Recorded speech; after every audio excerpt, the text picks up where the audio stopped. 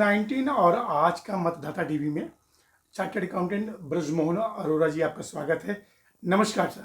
नमस्कार सर। बहुत हंसमुख और बहुत स्मार्ट लग रहे हैं सर। थैंक यू जी ब्रजमोहन जी, अभी कुछ दिन पूर्व यानी 20 दिन पूर्व 25 दिन पूर्व देश की वित्त मंत्री श्रीमती सीतारमन जी ने एक बजट पेश किया है जी। तो उस बजट को कैसे देखते हैं, क्या आकलन है आपका? सर, जो इस बार बजट आया है बहुत ही अच्छा बजट आया है, जो कि हमारे मिडिल क्लास फैमिली के लिए सबसे बेस्ट बजट कह सकते हैं। उन्हें इतना बिगेस्ट रिलीफ दिया। पहले क्या होता था, बंदा सोचता था कि 5-6 लाख कमा रहे हैं, उसमें भी टैक्स जा रहा है, क्या बचाएंगे, क्या सेविंग होगी। अब उन्होंने 20 लाख तक की इनकम पे टैक्स बिल्कुल छूट दे दी है कि कोई टैक्स नहीं है। इससे हमारे मिडिल क्लास जो लेवल है उनको इतना रिलीफ मिलेगा कि वो बहुत हैप्पी है। और उसके साथ साथ ये हम ये नहीं कह सकते ओनली फिर मिडिल क्लास के लिए बेनिफिट है। उन्होंने जो हाई लेवल है उनके लिए भी टैक्स रेट में कमी करी है, पहले से बहुत रेट उन्होंने डाउन करे हैं, जिससे कि उन्हें आने वाले टाइम पे। और इस साथ साथ बजट वालों ने न्यू जो प्रोजेक्ट आ रहे हैं एमएसएमई में बहुत अच्छी रिलीफ दिया है, जिससे कि नए प्रोजेक्ट आ सकते हैं, नए स्टार्टअप स्टार्ट हो सकते हैं। तो स्टार्टअप को और एमएसएमई में सर जो माइक्रो कंपनियां थी उनको बढ़ा दिया, लिमिट उनको बढ़ाने के लिए उन्होंने दिए कि बेनिफिट दिया कि और बढ़ाए, आने वाले टाइम पे और बढ़े। जी। क्योंकि अगर हम स्टार्टअप को नहीं लिमिट देंगे, नहीं बेनिफिट देंगे, तो हमारे देश में जो नई नई प्रतिभा है, जो नए नए प्रोजेक्ट ला सकते हैं, नए नए काम कर सकते हैं, उनको पावर कहाँ से मिलेगी? अगर उन्हें पावर नहीं मिलेगी तो वो होता क्या था, पहले यंग जनरेशन बाहर फॉरेन कंट्री भागने के चक्कर में आता था, कहता यहाँ कुछ हो नहीं पाता। अब हम उन्हें देंगे ऐसी यहाँ पे सहूलत दे देंगे कि इंडिया में ही इतनी हमारी फैसिलिटी है, आप इंडिया में ही रहिए, तो क्यों जाएंगे बाहर? जाएंगे? और वो इंडिया में ही वर्क करेंगे तो इंडिया की ग्रोथ बढ़ेगी, इंडिया की इकोनॉमी बढ़ेगी। और सर जो नौकरी पेशा वाले लोग हैं उनको 12,75,000 12,75,000 की उन्हें स्टैंडर्ड डिडक्शन मिल जाएगी। और 12 लाख के 12 लाख की इनकम पे कोई टैक्स नहीं है। इस हिसाब से उनका 12,75,000 के ऊपर टैक्स नहीं है। इसके अलावा और क्या क्या आपको लगा सर? इसके अलावा जो है, एक तो इन्होंने एग्रीकल्चर में भी बेनिफिट दिया है। जो पहले क्रेडिट कार्ड की एग्रीकल्चर क्रेडिट कार्ड इशू होता था तो उसमें भी इन्होंने छूट दे दी है और बढ़ाई है। और एमएसएमई में, और सबसे बढ़िया एक नई चीज़ उन्होंने निकाली है हमारे वित्त मंत्री ने, विद मोदी जी की गाइडेंस में, जो एआई के सेंटर इन्होंने खोलने सोचे हैं। जो 50 करोड़ रुपए का 500 करोड़ रुपए जो एआई के अंदर डेवलप कर रहे हैं, वो बहुत अच्छा आने वाले टाइम पे बेनिफिट है। कई लोग इसको गलत वे में ले रहे हैं कि एआई आएगा तो लोगों की नौकरी जाएंगी। ऐसा नहीं है। अगर हम उसे देखें, उससे हमारे और डेवलपमेंट बढ़ेगा। जो एक आदमी काम करता है 10 दिन लगाता है, वो एक दिन में करेगा, तो आने वाली चीज़ में और भी अपना माइंड यूज कर सकता है। आने वाले टाइम पे अपनी स्ट्रेंथ और जगह दिखा के अपना वो कर सकता है। तो एआई के द्वारा जो है नौकरी नहीं जाएगी, ये गलत फहमी है लोगों। काम स्मार्टली होगा। हाँ, ये उन लोगों की दिक्कत होगी जो काम नहीं करना चाहते हैं, उनको तो दिक्कत होगी। और झूठ बोलना चाहते, हाँ, झूठ नहीं बोलना चाहते। नहीं, अगर एआई होगा तो झूठ पकड़ लेगा कि ये गलत बोल रहे हैं। और झूठ बोल, वो तो चलो अलग चीज है, लेकिन इससे क्या है, काम की स्ट्रेंथ बढ़ेगी। और जो काम को लिंगर ऑन करते थे उनके लिए दिक्कत है। जो काम करने वाले बंदा, उनके लिए दिक्कत नहीं है इस चीज को, काम को रोकते थे। हाँ जी। हाँ। इसके अलावा प्राइवेट सेक्टर में जो R&D के अंदर इन्होंने बहुत अच्छी बेनिफिट दिया है। जो 50,000 अटल गवर्नमेंट ने अलाउ किया कि 50,000 अटल थिंकर लैब गवर्नमेंट स्कूलों में चालू की जाएंगी, जिससे बच्चों को नई नई डेवलपमेंट, नई नई लैब के अंदर एक्सपेरिमेंट करने का मौका मिलेगा। आज होता क्या है कि हमारे स्कूलों में इतना डेवलपमेंट नहीं है, फैसिलिटी अवेलेबल नहीं होती कि जो नए नए कर सकें, जो आजकल प्राइवेट स्कूलों में हो रहा है। अब गवर्नमेंट स्कूलों में इतनी फैसिलिटी अवेलेबल हो जाएगी तो प्राइवेट स्कूलों की तरफ थोड़ा कम हो जाएगा जी। इसके अलावा सर, इसके अलावा 1.5 लाख करोड़ की इंटरेस्ट फ्री लोन की स्कीम दी है स्टेट कैपेक्स को, कि जो गिग वर्कर हैं उनके लिए कि नए नए कैपिटल हो, उनके लिए हाउस बने, कैपिटल इन्वेस्टमेंट हो, उसके लिए बेनिफिट दिया है गवर्नमेंट ने।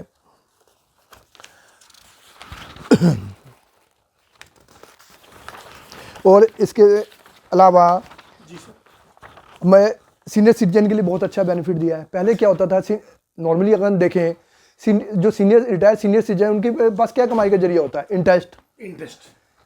वो पता लगता था, या रेंट। दोनों चीज़ में बहुत वित्त मंत्री जी ने बहुत अच्छा बयान दिया। पहले क्या होता था, जो सीनियर सिटीजन है उनका 50,000 से ऊपर पहुंचा तो TDS काट देते थे। वो बेचारे कहते थे हम कहाँ TDS काट के रिटर्न भरें, क्लेम करें। देखो दिक्कत तो होती ही होती है, चाहे कितना ईजी स्कीम हो। अब उन्होंने इस लिमिट को बढ़ा के 1 लाख रुपए कर दिया, जो कि बहुत अच्छा जंप है सीनियर सिटीजन। और रेंट के केस में पहले क्या होता था, 20,000 रुपये पर मंथ के रेंट हुआ, उसके ऊपर TDS कट गया। वो बेचारे परेशान हो जाते थे, क्योंकि देखो 20,000 रुपये रेंट की कोई वैल्यू नहीं है। तो अब उन्होंने लिमिट बढ़ा के 50,000 पर मंथ कर दी है, जो कि बहुत अच्छी लिमिट है। मतलब मोर देन डबल हो गई, जिससे हमारे सीनियर सिटीजन को बहुत अच्छा बेनिफिट मिलेगा। उनको टैक्स में इन्फ्लो उनके हाथ में अच्छा आएगा। पहले क्या होता था, TDS आ गया, इन्फ्लो हुआ नहीं, और बाद में क्लेम ले रहे हैं, रिफंड आएगा, इन्फ्लो रुक जाता है हमारा। और LBSC एक चीज़ और इन्होंने चेंज करी है। जो पहले हम बाहर फ़ोन में इन्वेस्टमेंट जाते थे लोग, सपोज किसी पर्पज से जा रहे हैं, कहीं टूर के लिए जा रहे हैं, तो उसमें क्या था, 7 लाख तक की छूट थी कि TDS नहीं करता था। उसमें लोग परेशान होते थे, फिर क्या करते थे, गलत वे में करते थे, 2 जगह से करते थे, 2 नामों से करते थे। अब उन्होंने 7 लाख को लिमिट को बढ़ा के 10 लाख कर दिया। उससे तो हेरा फेरी नहीं होगा, स्मूथली चलेगा और आराम मिलेगा। और एक हम कई बार क्या होते हैं, नॉर्मली पर्सन रिटर्न फाइल करना भूल जाता है। अब आजकल क्या है, हम अगर 31 दिसंबर तक हमने रिटर्न नहीं फाइल करी तो हमारी रिटर्न फाइल करने की टाइम खत्म हो जाता है। अब लेट रिटर्न भी नहीं फाइल कर सकते। तो पहले बड़ी दिक्कत होती थी, और कईयों के क्या होता था, लोन के रिक्वायरमेंट के लिए रिटर्न फाइल करना जरूरी है। पहले लास्ट ईयर वित्त मंत्री जी ने कहा था 2 साल तक की रिटर्न जा सकती थी। अब 2 साल के बाद भी पता लगता था कि बंदे की और भी रिटर्न बची हुई है। तब तो वित्त मंत्री ने उसे अब 4 साल तक के लिए कर दिया कि अपडेटेड, वो आती हमारी अपडेटेड रिटर्न वाला यूज होता है उसके लिए, वो रिटर्न हम 4 साल तक की फाइल कर सकते हैं। जो पुरानी छोटी रिटर्न है, हाँ जी, वो फाइल की जा सकती जी। हाँ, जो हमारी अपडेटेड रिटर्न होती थी वो सेक्शन 139(8)(a) के अंदर आती थी, वो उसे फाइल कर सकते थे।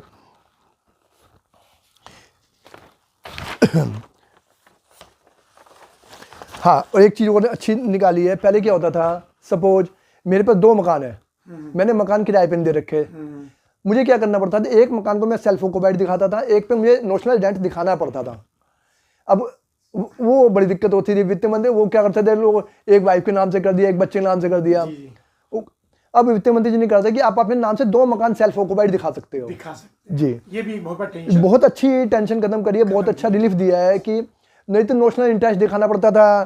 फिर SSC ऑफिसर कहता था आपने 5,000 रुपये रेंट दिखाई है तो 20,000 रुपये रेंट है, मतलब डिबेटेबल रहता था। राइट। तो जबकि बंदे पे एक्चुअल रेंट आ नहीं रहा। तो सर इससे हमारा जो तीसरी अर्थव्यवस्था की तरफ ये हमें बजट ले जा रहा है, बिल्कुल ले जा रहा है सर। देखिए ना, अब मेरी 12 लाख की लिमिट हो गई अभी, तो टैक्स छूट 12 लाख की छूट हो गई, 12,75,000 हो गई। तो उससे क्या होगा, मेरे पास इनफ्लो ज़्यादा होगा। इनफ्लो होगा तो मैं खर्चा भी करूंगा या इन्वेस्टमेंट करूंगा। खर्चा करूंगा तो मेरे जैसे फंड रोटेट में आएगा तो अर्थव्यवस्था पे इम्पैक्ट, तो GDP बढ़ेगी, GDP बढ़ेगी तो अर्थव्यवस्था तो बढ़ेगी मजबूत होगी। अच्छा सर, इसमें वित्त मंत्री ने ये भी कहा था कि इस तरह 12 लाख और 12,75,000 छूट देने पे राजस्व का 1 लाख करोड़ का घाटा होगा, जी याद होगा। हाँ जी, बिल्कुल कहा था। तो उसको कहाँ से भरपाई करेगी सरकार? भरपाई और चीज़ें हैं जिससे, अगर देखिए GDP बढ़ेगा तो इंफ्रास्ट्रक्चर बढ़ेगा, नई नई स्टार्टअप आएंगे, कंपनी आएंगे, उनसे अर्निंग होगी, उनसे टैक्स तो आएगा ही आएगा। और इसे इनडायरेक्ट वे में आएगा, GST बढ़ेगा। जैसे मान लो हमारे पास 60,000 सेविंग हुआ, तो हम लोग खर्चा जरूर करेंगे। खर्चा करोगे, आप खर्चा करोगे। सपोज किसी रेस्टोरेंट में भी जा रहे हैं आप, तो रेस्टोरेंट में गए, आपका 2,000 का बिल बना, रेस्टोरेंट पे 5% का GST है, 2,000 का बिल बना तो 100 रुपीज तो GST गया ना, वो किसके पास गया? गवर्नमेंट के पास। कहीं न कहीं से नुकसान नहीं होगा। डाइट में तो नुकसान है, वो वित्त मंत्री जी हमारे सही कह रहे हैं कि 1 लाख रुपए का घाटा हुआ है, वो बिल्कुल सही कह रहे हैं। लेकिन इनडायरेक्ट वे में वो उसकी कहीं ना कहीं खपत तो होगी। मतलब कुल मिला के ये बजट बहुत अच्छा बजट है। और तीसरी अर्थव्यवस्था की तरफ हमारा हाँ जी जाना पक्का है जी। और एक इन्होंने अच्छा किया था, जो पहले क्या होता था, एक हमारे इनकम टैक्स में रिबेट होती है 80IAC, जिसके अंदर नए स्टार्टअप के लिए मतलब कुछ ही पीरियड तक के लिए टैक्स एग्जेम्पशन होती थी, जितना मर्जी आप करो अर्निंग, कोई टैक्स नहीं लगता था। वो हमारे वित्त मंत्री जी ने और 5 साल के लिए बढ़ा दिए रिबेट। पहले था कि भाई इतने पहले 2025 तक था कि अब आगे की रिबेट नहीं, 25 तक जितने लग गए आप क्लेम कर सकते हो। और वित्त मंत्री ने 5 साल हो गए, इससे क्या होगा, नए नए स्टार्टअप लगेंगे, क्योंकि वो अच्छी अर्निंग करेंगे, जोर शोर से काम करेंगे, टैक्स तो लगना नहीं है। बिल्कुल। और उससे क्या होगा, गवर्नमेंट का ही फायदा होगा ना। 5 साल बाद तो टैक्स देगी नहीं, ये तो हो नहीं सकता 5 साल तक इनकम दिखाएगी, 5 साल बाद लॉस दिखाएगी, ऐसा पॉसिबल नहीं है। नहीं, वो तो इंक्रीजिंग है। और इससे हमारे डेवलपमेंट भी मिलेगा, हमारे जो बेरोजगार युवक हैं उनको रोजगार भी मिलेगा। तो देखो ना, हर तरह से मेरे हिसाब से बजट तो बहुत अच्छा आया है, कोई इसमें नहीं है। अब जैसे एक ट्रस्ट के केस में आया, होता क्या है, ट्रस्ट केस में पहले होता था एक बार रजिस्ट्रेशन ले लिया आपने, उसकी कोई जरूरत नहीं होती थी बार बार रिन्यू कराने की। Last to last year government ने कर दिया कि हर साल रजिस्ट्रेशन रिन्यू करवाना जरूरी है, जो कि 5 साल तक वैलिड है। जी। ATG के लिए होता था। अब फिर गवर्नमेंट ने कहा कि, और होता क्या था, जो छोटी ट्रस्ट है उनको बड़ी दिक्कत होती थी, अब इन्होंने जो स्मॉल ट्रस्ट है उनके लिए कर दिया कि ये 5 ईयर से लेकर 10 ईयर तक कर दिया कि आपका जो रजिस्ट्रेशन है वो 10 ईयर तक वैलिड रहेगा। हाँ जी, ये भी बड़ा अच्छा है। ये सर मतलब हतोत्साहित नहीं करेगा, उत्साहवर्धक है, उत्साहवर्धक है। मतलब ऐसा कोई नहीं है बजट में। एक बात पूछना था। हाँ जी बताइए। इस बजट से दिल्ली चुनाव जो बीजेपी जीती है, कुछ रोल है उसका? नहीं सर, मेरे हिसाब से कोई रोल नहीं है। क्योंकि दिल्ली गवर्नमेंट, ये कोई स्टेट, ये तो स्टेट लेवल का इलेक्शन है, सेंट्रल लेवल का तो है नहीं। ये तो अब स्टेट में जो हारे हैं केजरीवाल जी, हमारे जो माननीय मुख्यमंत्री थे, वो हारे अपनी गलती से हारे हैं, क्योंकि उन्होंने इतने वायदे किए थे। जी। मैं देख रहा था, क्योंकि मैं दिल्ली में जाता हूँ, वहां के लोगों से बात होती है, वायदे उन्होंने इतने किए कि मैं ये करूंगा वो करूंगा, 10 साल में उन्होंने कुछ नहीं किया। और दिल्ली आप देखिए, लगता नहीं दिल्ली है। सर दिल्ली में जाते हैं, डेली आते हैं, इतना रोड पे जाम है, कुछ नहीं, इंफ्रास्ट्रक्चर पे कुछ नहीं किया, गंदगी वो तो फैली अलग है ही है, गड्ढे पड़े हुए सड़क पे। और कह रहे यमुना जी की सफाई करेंगे, एक दिन भी कहीं उसने काम किया उसमें। और सबसे बड़ी गलत उन्होंने वो किया कि जो शराब घोटाला किया, जो लोग पीते नहीं थे वो भी 2-2 पेटी ले जा रहे हैं। अब जो घर पे रखेगा पिएगा जरूर। इसीलिए वो चुनाव हारे। ये बजट का कोई लेना देना नहीं है, जबरदस्ती लोगों, देश का बजट है, ये तो देश का बजट है, अर्थव्यवस्था की तरफ हम जी बिल्कुल जा रहे हैं। अच्छा सर, एक सवाल और। हाँ जी। जो MSME सेक्टर होता है, हाँ जी, उसमें थोड़ा सा आप मुझे बताइए कि उनकी जो लोन लेने की लिमिट, हाँ जी, और उनको टैक्सेशन छूट के बारे में कितना छूट दिया गया? हाँ जी। एक MSME के लिए एक बहुत अच्छा लास्ट टाइम निकाला था, इस साल तो वो अभी नहीं निकाला, मैं वो लोन वाली लिमिट पे आ रहा हूँ। पहले ये निकाला था कि जो MSME में रजिस्टर्ड है, जैसे बड़ी बड़ी कंपनी होती हैं, वो क्या करती हैं, लोगों के पेमेंट लेट देती हैं, वो रोटेशन करती रहती हैं, दे देंगे पेमेंट, दे देंगे। जो MSME में रजिस्टर्ड है उनको रोक नहीं सकते, उनके विदिन 45 डेज पेमेंट देनी जरूरी है। नहीं तो नहीं देंगे तो उनके खर्चे में ऐड हो जाती थी, ऐड होगी तो उन्हें टैक्स उस पर देना पड़ जाता था। तो इसे फायदा हुआ, पैसा फंसेगा नहीं जो MSME में रजिस्टर्ड है। और MSME में जो रजिस्टर्ड है उनके लिए लोन में फैसिलिटी दी है। जो माइक्रो इंटरप्राइजेज है उनकी लिमिट 5 करोड़ से लेकर 10 करोड़ रुपए तक की कर दी है।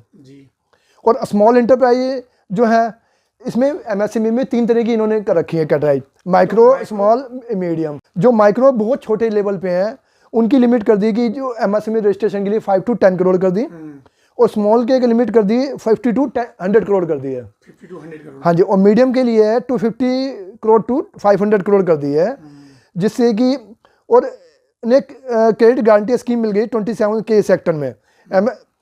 और अब जो बात कर रहे थे कि MSME के लोन का है, लोन की लिमिट, हाँ जी, लोन की नहीं करी है, 4 या 5 गुना बढ़ा दिया है, 4-5 बहुत अच्छा इंक्रीज किया। हाँ हाँ जी, MSME में बहुत अच्छा हमें रिलीफ दिया है। जो सबसे बड़ी बात है सर अरोड़ा जी, हाँ जी, आपने बोला कि जब MSME सेक्टर में रजिस्टर्ड होंगे हम लोग, हाँ जी, जो भी कंपनियां, हाँ जी, तो अगला पार्टी पैसा रोक नहीं सकती 40 डेज, क्योंकि होता क्या था, जो स्मॉल लेवल की हैं उनकी पेमेंट रुक जाती थी। आप देखेंगे पुराने, वो बेचारे फंस जाते थे और फिर कहते हम नहीं दे रहे, तुम्हारा माल खराब है, पेमेंट नहीं देते थे। और बेचारे कई बार बेचारे स्टार्टअप वो बंद करना पड़ जाता था, क्योंकि वो बंद हो जाएगा तो देखो ना, उसके किसी न किसी से देश को भी नुकसान होगा ही होगा, क्योंकि बेरोजगारी होगी, जो स्टाफ होगा उन्हें निकालना पड़ेगा। उसका सबसे बड़ी माइंडेड होगा, उसका बेकार हो जाता है, सपना बेकार हो जाता है, काम करने के लिए फिर पॉसिबल नहीं होता। इसी वजह से MSME लाइज, जिससे कि रजिस्टर्ड होने बंदों को पेमेंट हमें 45 डेज के अंदर देनी जरूरी है, अदरवाइज वो डिस्ट्रैक्ट हो जाएगी। सर एक बड़ा सवाल सर, जो स्टार्टअप कंपनियां हैं सर, हाँ जी, उनको बगैर किसी सुरक्षा मानकों की, हाँ, सरकार ने लोन देने की व्यवस्था की जी, क्या भविष्य में ऐसा भी कुछ हो सकता है कि वो स्टार्टअप, क्योंकि कोई गारंटी तो उनकी है नहीं, हाँ जी, तो वो फेल हो सकती है तो बाद में नुकसान हो? नहीं सर, ऐसे नहीं है कि गारंटी नहीं है, कोई ना कोई तो उनकी बेस पे लिया जाता है, उनके बैकग्राउंड देखा जाता है, कभी लिया जाता है। ऐसा तो है नहीं कि बैंक उठा के, बैंक ऐसा तो लोन किसी को नहीं देगा।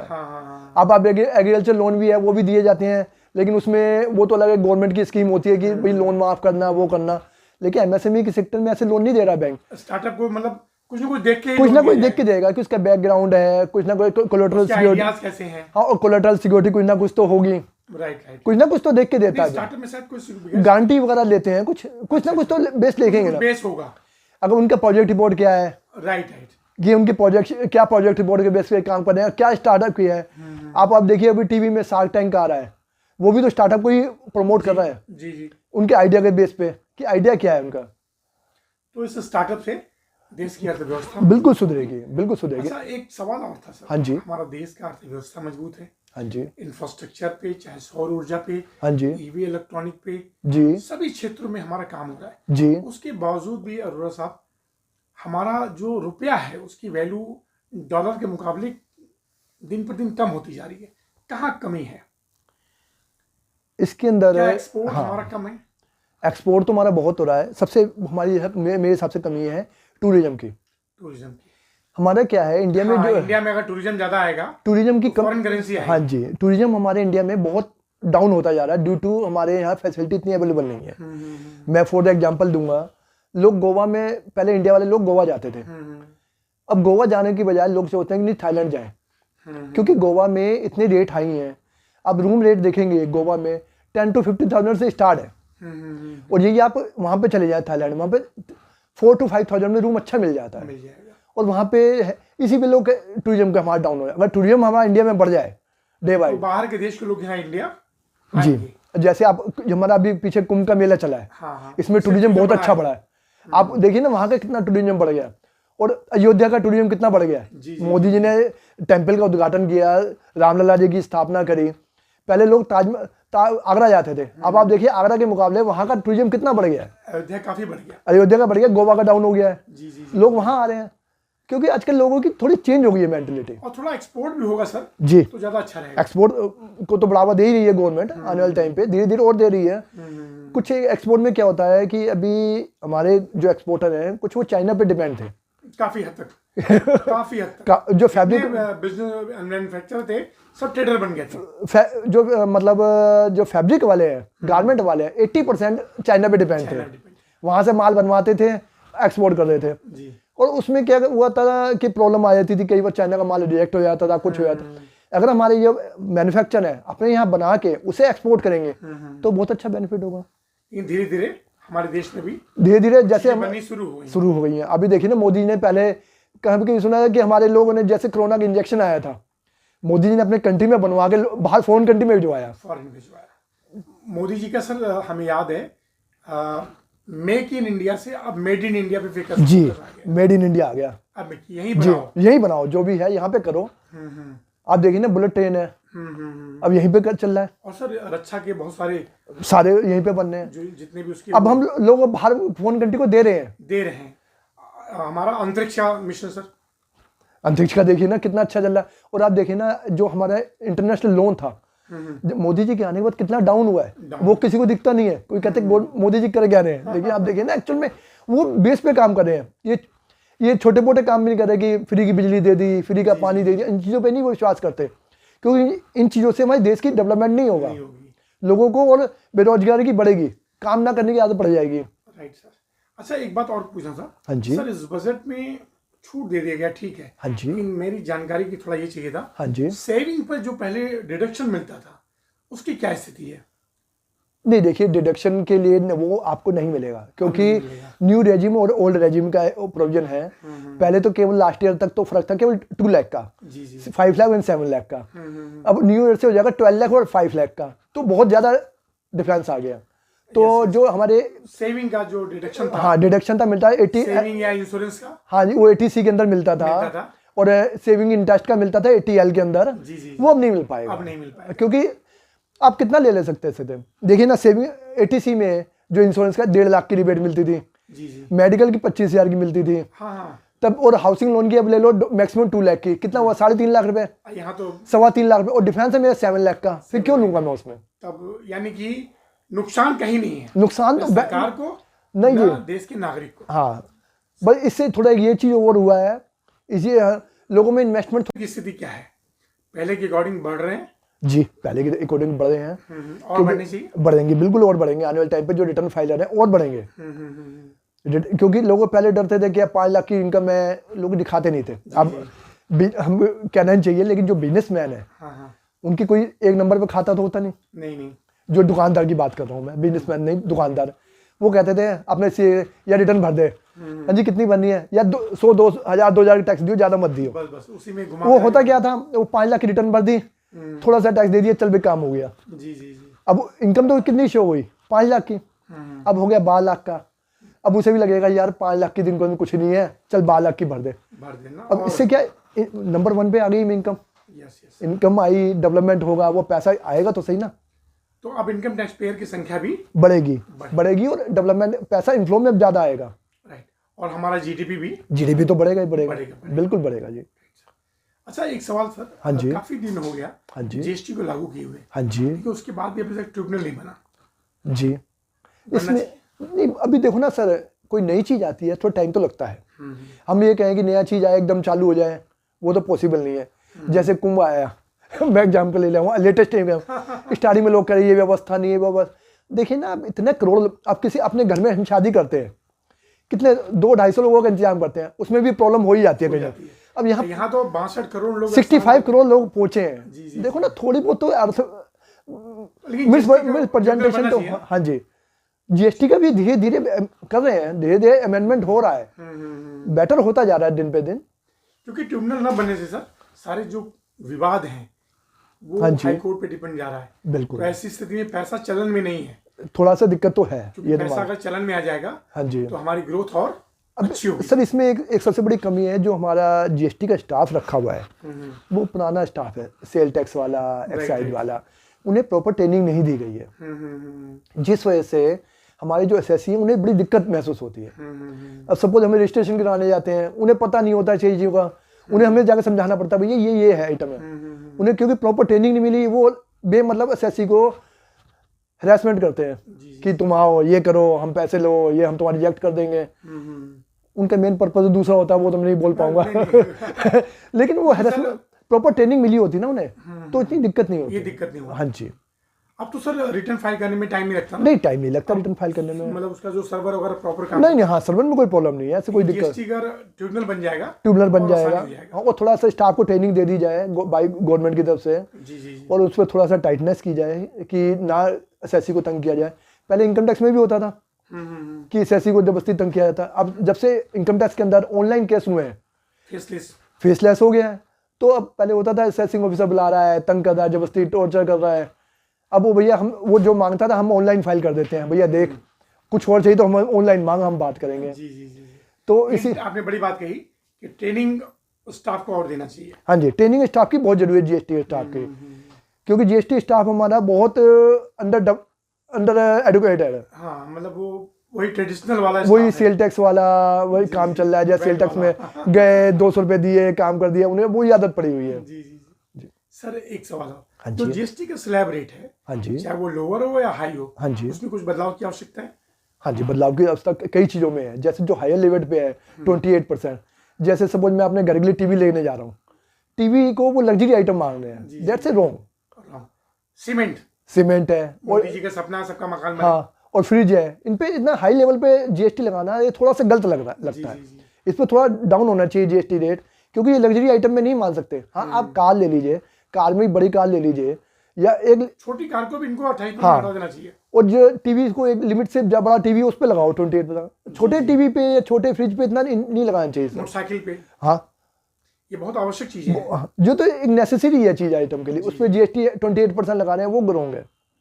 तो सर चैनल के माध्यम से वित्त मंत्री सीतारमन जी से या मोदी जी से कुछ अपील करना चाहेंगे कि भाई आपने ये सब कुछ किया, एज ए मतलब फाइनेंशियल एक्सपर्ट जी, अगर आप ये और कर दें तो ज़्यादा बेहतर होगा। नहीं, हम तो यही कहेंगे कि आप जीएसटी स्टाफ को थोड़ा सा और एडुकेट करें, और इनकम टैक्स के अंदर भी थोड़ी सी जो हमारा फेसलेस असेसमेंट है उसे थोड़ा सा और इम्प्रूव की जरूरत है उसमें। उसमें भी कई दिक्कतें आती हैं, तो वो थोड़ा सा और बेटर करें तो और अच्छा है। बाकी तो इनकम टैक्स में जो हाँ जी पार्टनरशिप की जो फर्म होती है, हाँ जी, उस पर जो लगता है मतलब टैक्स, हाँ जी, उसको कुछ कम करना चाहिए। हाँ वो बहुत ज़्यादा है, क्योंकि सब लोग पार्टनरशिप बनाना नहीं चाहते, क्योंकि उस पर हमारे यहाँ देखेंगे ना, हाँ जी 30%, जबकि हमारी प्राइवेट लिमिटेड कंपनी में 25% है। 25%।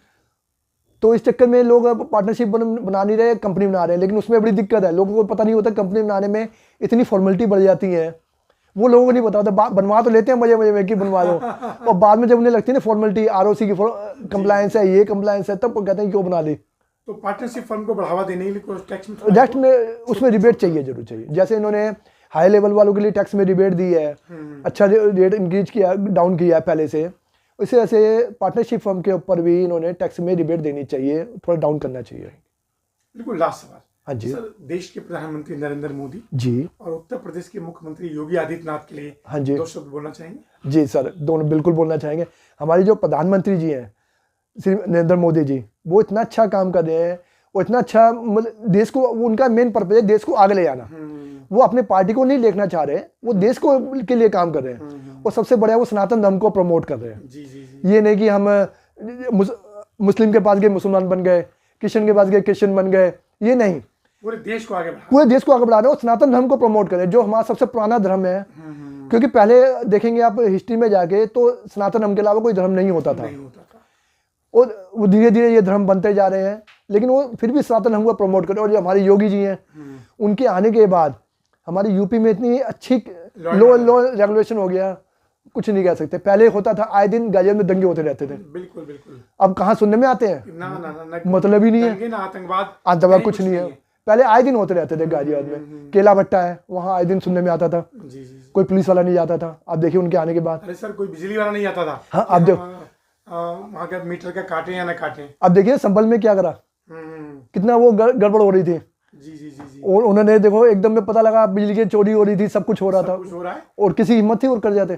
सर, और भारत देश के जितने भी प्रदेश के मुख्यमंत्री हैं, वो देखा देखिए वो योगी जी से कुछ सीखना, नहीं सीख रहे हैं सर, सीख रहे हैं। अभी देखिए ना, महाराष्ट्र के अंदर ही हुआ है, परसों मैच था मेरा संडे में। जी जी। भाजपा वहां पे किसी ने नारेबाजी कर दी, पाकिस्तान जिंदाबाद। उन्होंने भी मोदी जी की देखा देखी बुलडोजर चला दिया। पहले कभी बुलडोजर सुनाई देता था हमारे इंडिया में? ये मोदी जी के आने के बाद ही वहाँ योगी जी के आने के बाद, मतलब कुल मिला के योगी जी का जो उद्देश्य है उत्तर प्रदेश में लॉ एंड ऑर्डर को मेंटेन करना, वो मेंटेन कर रहे हैं। हर कोई खुश है सर। उन्होंने, योगी जी ने इतना अच्छा कुंभ का इंतजाम किया, इतना अच्छा 65 करोड़ लोगों के लिए कुंभ में स्नान करना, दैट इज नॉट ए कोई इजी चैलेंज है। बहुत बड़ा, बहुत पॉसिबल बनाया, पॉसिबल इतना अच्छी तरह मेंटेन किया। देखो थोड़ी बहुत दिक्कत तो आती है सर। हमारे यहाँ 100 आदमी आ जाए तो उनको तब भी दिक्कत आती है। हमारे घर में फंक्शन हो, हाँ 65 करोड़ लोग पहुंचे हैं, तो उसमें तो देखिए ना हुआ है। लेकिन ओवरऑल तो बहुत अच्छा गया है।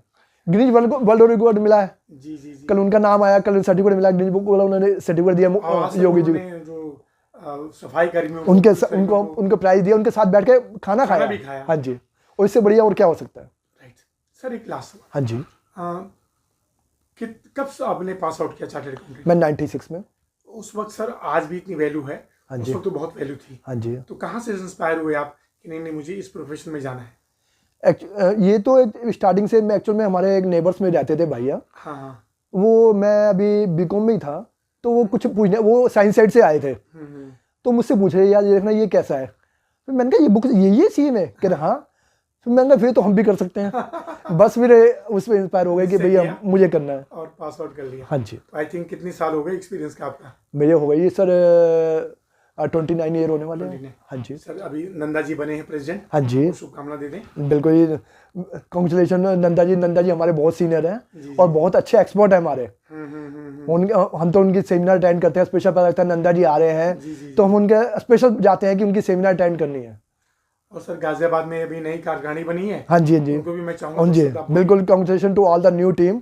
प्रबोध जिंदल जी हैं, विभोर जिंदल जी हैं, और जो भी बाकी टीम है, नाम तो मेरे व्हाट्सएप ग्रुप में आया हुआ है उनका पूरी, तो उन सबके लिए मैं बधाई दूंगा और चाहूंगा कि जो न्यू चार्टर्ड अकाउंटेंट आ रहे हैं उनके लिए अच्छा काम करें और नई नई सेमिनार करें, जिससे एडुकेट हो पाए, नए हमारे से अपडेटेड हो पाए।